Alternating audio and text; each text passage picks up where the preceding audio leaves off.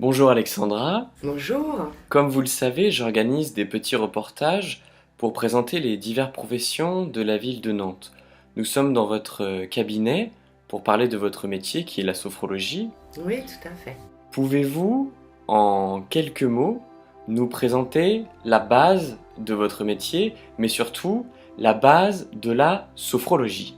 La sophrologie est une méthode thérapeutique qui utilise des techniques simples et très efficaces. Ces techniques sont la respiration, la relaxation et la visualisation. Merci. Pouvez-vous nous dire maintenant ce que signifie le mot sophrologie? Oui, ce mot se décompose en trois parties. Sos, qui veut dire harmonie, phrène, qui est le corps et l'esprit, et logos, qui veut dire science, étude. Et donc lorsqu'on les met ensemble, cela signifie science de l'harmonie du corps et de l'esprit. Pouvez-vous nous dire en quelques mots d'où vient cette méthode? Oui, elle fut inventée par un neuropsychiatre du nom d'Alfonso Caicedo, qui a travaillé très longtemps en Asie notamment. Et en créant la sophrologie, eh bien, il a réuni les techniques thérapeutiques occidentales et les techniques de relaxation orientale. C'est pourquoi on peut dire que la sophrologie est une médiation corporelle qui est basée à la fois sur la relaxation du corps et sur le travail de l'imaginaire, donc le travail de l'esprit. Alexandra, j'ai une autre question. Pouvez-vous nous dire si tout le monde peut faire de la sophrologie, si tout le monde peut être soigné par cette médecine?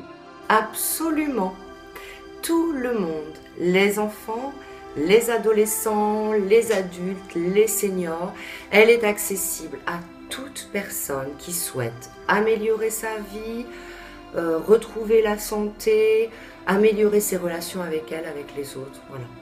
Ensuite, c'est le sophrologue qui adapte les techniques en fonction de la demande de ses patients. Mais tout le monde peut aller vers la sophrologie. Alexandra, j'ai une autre question qui est certainement celle que tout le monde se pose. Que peut soigner la sophrologie? Alors, la sophrologie a un large champ d'application. Elle peut être utilisée comme philosophie, apprendre à respirer, à accueillir les moments de vie avec plus de sérénité, plus de confiance. Cette méthode est très intéressante pour être plus efficace et épanouie dans sa vie personnelle, familiale, sociale, professionnelle. Elle peut également être utilisée à des fins particulières. Je pense notamment à se préparer à la maternité, se préparer à un examen. J'ai quelques patients qui viennent pour préparer le bac, un entretien d'embauche, le permis de conduire. On peut également venir voir un sophrologue pour perdre du poids, arrêter de fumer, retrouver le sommeil. Ce sont bien évidemment des exemples car la liste est assez longue. Et puis il y a la démarche de venir voir un sophrologue face à une problématique particulière, un souci de santé, des maux de tête, des maux de ventre, des angoisses, des problèmes de concentration, de stress. Je pense notamment à l'énurésie, l'hyperactivité chez l'enfant. Là encore, la liste est assez longue. Ce qui est essentiel à comprendre, c'est que la sophrologie permet d'obtenir des résultats sur toutes les maladies. Avec mes patients, nous arrivons à créer une dynamique, une confiance, et chaque personne apprend à trouver son potentiel et à l'utiliser. Alexandra, pouvez-vous nous présenter le déroulement d'une séance de sophrologie? Oui, tout à fait. Le protocole est un petit peu toujours le même. Chaque séance commence par un temps de dialogue pour bien cibler les objectifs à atteindre, quand ce sont les premières séances, ou bien pour permettre au patient de dire un peu comment il va, comment il a passé sa semaine, voilà. Ensuite, j'apprends à mes patients des techniques de respiration, systématiquement. Puis vient le temps de la relaxation, c'est-à-dire le temps de la détente physique et mentale. Et puis, j'invite mes patients à visualiser, imaginer des situations.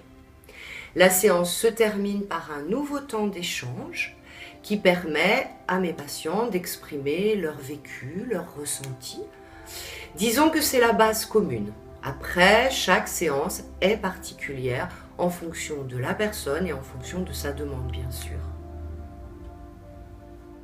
Alexandra, si j'ai bien compris, la sophrologie propose des outils particuliers en fonction des personnes et en fonction des raisons pour lesquelles on vient vous voir. Oui, absolument. C'est pourquoi on peut la pratiquer debout, allongé ou assis. Le sophrologue introduit des exercices précis que le patient pourra reprendre chez lui pour bien les intégrer. Très souvent, les séances sont enregistrées, ce qui augmente l'efficacité et donne des résultats assez rapides. Merci Alexandra. Éventuellement une phrase de conclusion pour terminer l'interview?